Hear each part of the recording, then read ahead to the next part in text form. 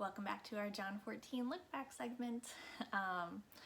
This is the part of the Bible study where we are looking back at John 14 and gleaning additional wisdom or understanding based on the context of John 14 and then John 15, both of which is Jesus speaking to the disciples.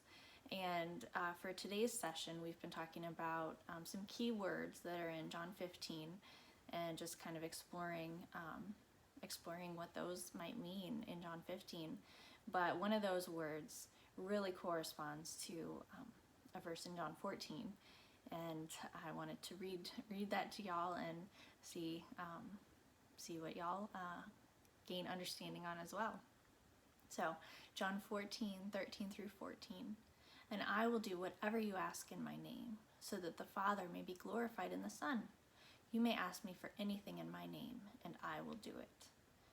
So that's a pretty bold promise of Jesus, to say that he'll do what we ask in his name.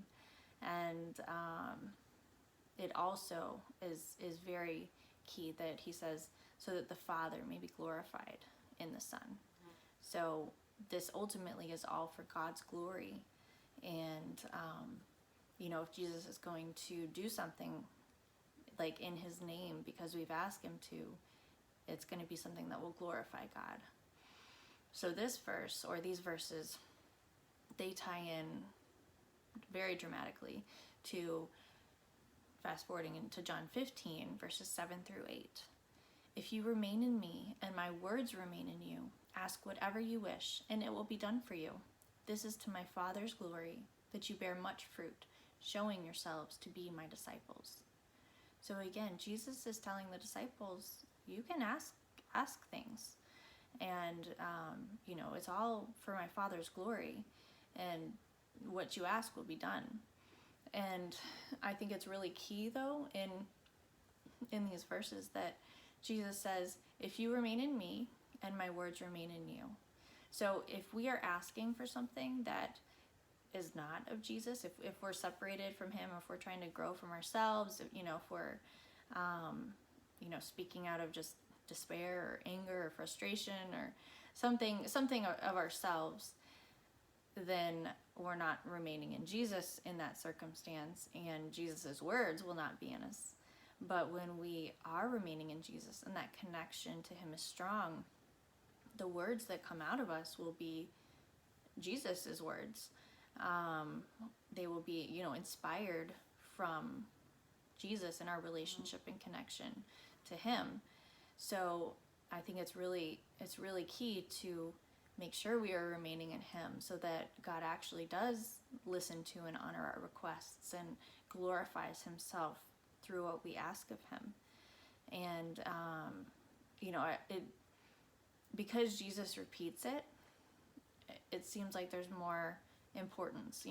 We tend to repeat things that are important because we want, our children to actually listen to them or whatever. And so Jesus said, ask and he will do it.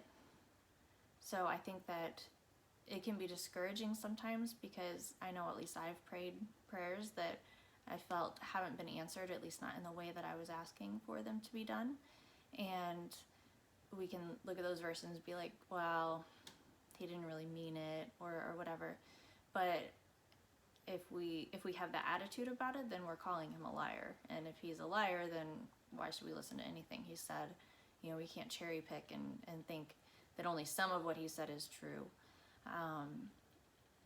So I recommend that you really ask God to help you understand this verse and what it means in your own life and your own, prayer requests and everything, and have him show you, because he's definitely showed me, but have him show you how he is truthful in these statements, and have him show you how to remain in Jesus better and have Jesus's words remain in you, because ultimately we want to glorify God, and Jesus is saying that asking things in his name is a way that we will glorify God, or that God will be glorified through us.